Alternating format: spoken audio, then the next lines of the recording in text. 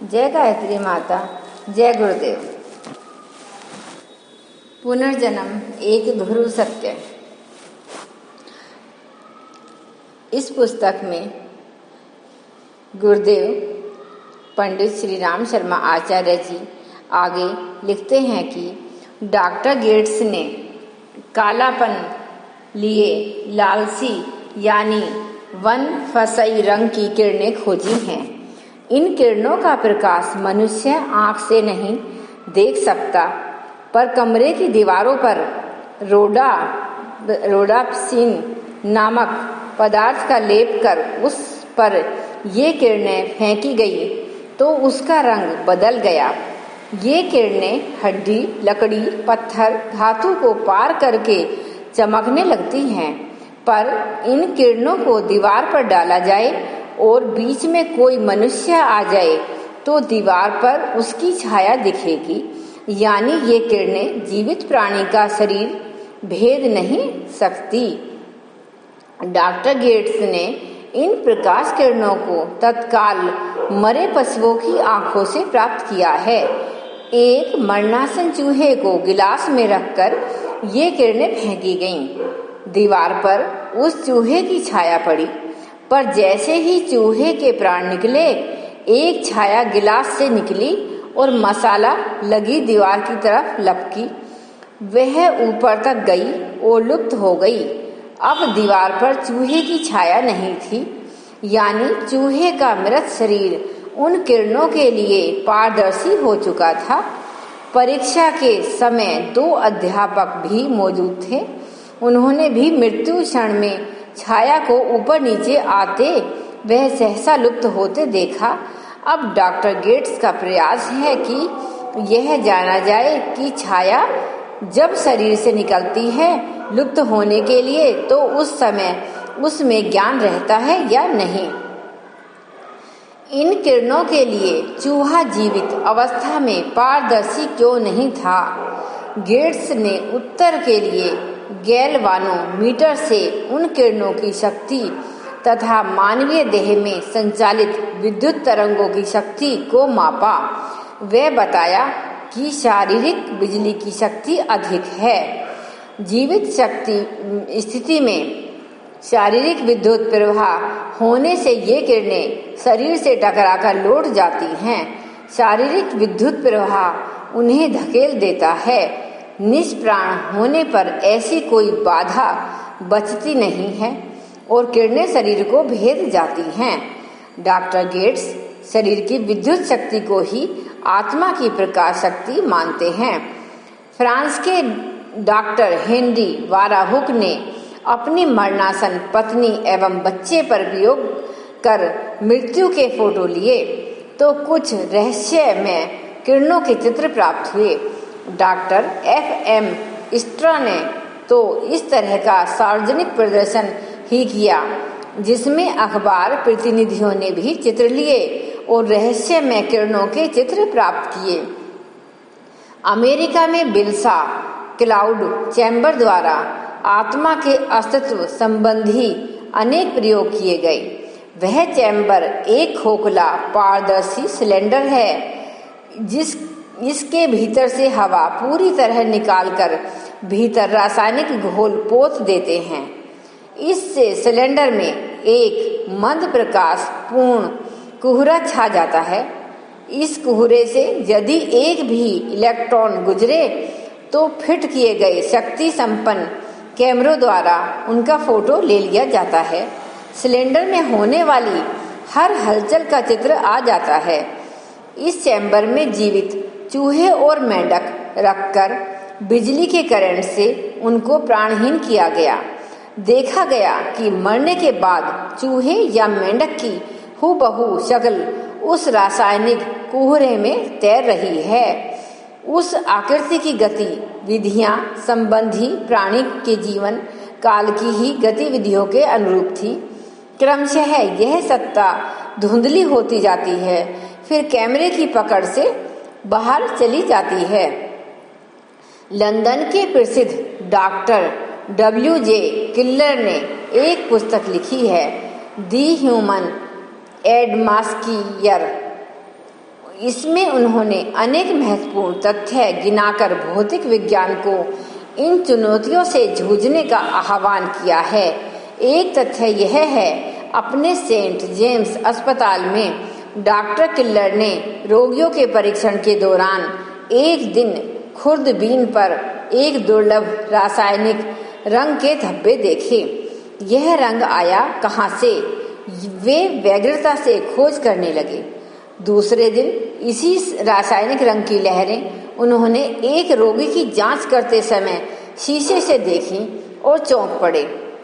एक रोगी के सभी कपड़े हटा दिए, फिर देखा रोगी के 6-7 इंच की परिधि में वही लहरें एक आभा मंडल बनाए हैं।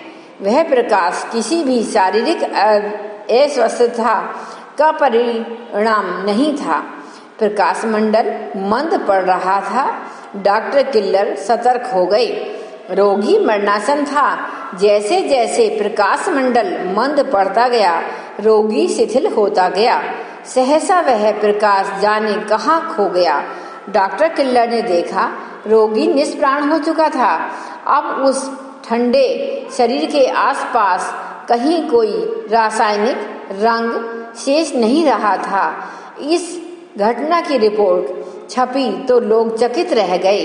वाकले, कैलिफोर्निया में कार्यरत डॉक्टर सनेला और उनके साथियों ने इस विषय पर केवल खोज की, बल्कि साइकोसिस और ट्रांसेंडेंस शीर्षक एक लेख में दी रिबर्थ प्रोसेस यानी पुनर्जन्म प्रक्रिया की गहरी छानबीन व दस्तावेजों से भरी व्याख्या भी प्रस्तुत की।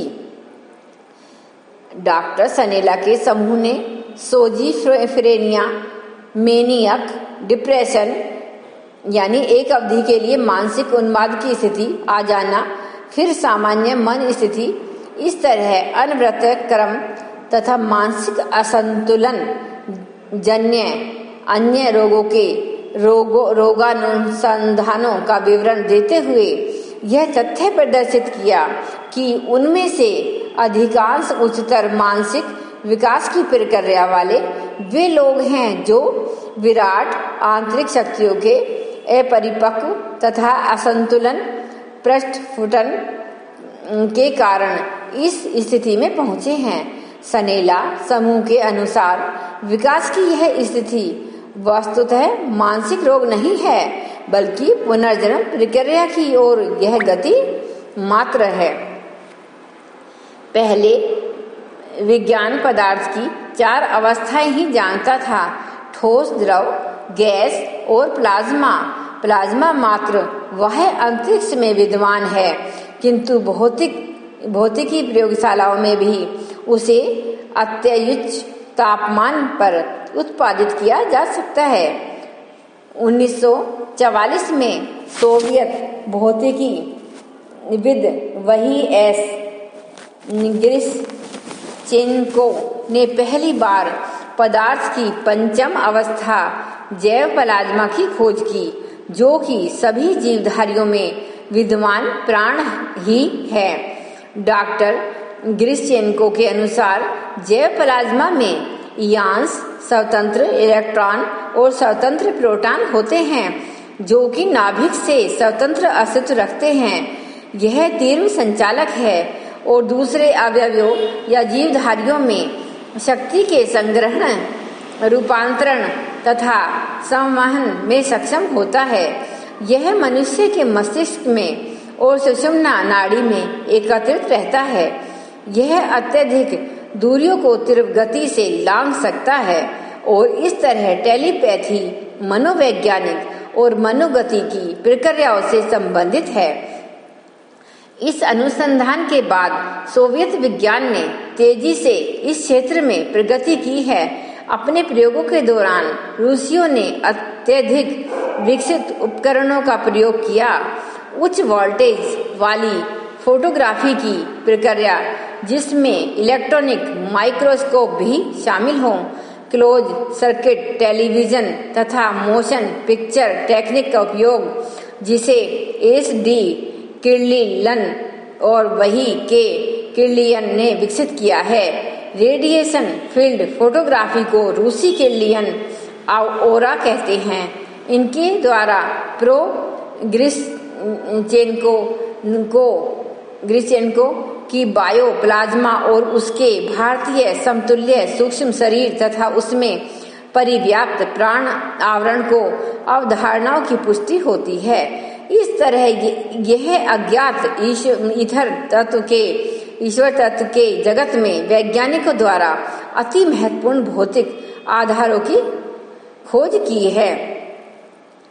सोवियत रूस के प्रसिद्ध अंतरिक्ष केंद्र के पास आल्मा अत्ता में कजाकिस्तान राज्य विश्वविद्यालय की जैव विज्ञान प्रयोगशाला के निर्देशक डॉक्टर हबी एम न्यूसिन PhD ने अपने एक शोध पत्र में कहा है कि उच्च स्तरीय विशेषीकृत और क्लिष्ट विधियों के द्वारा अत्युच्च संवेदना वाली किर्लियन फोटोग्राफिक प्रक्रियाओं द्वारा पहले खरगोश और बाद में मनुष्यों के फोटोग्राफ लिए जाने पर सोवियत वैज्ञानिक बायोप्लाज्मा तथा शरीर के चारों ओर उसकी बड़ी पर्याप्त यानी झीनी चादर की फोटो लेने में सफल रहे हैं।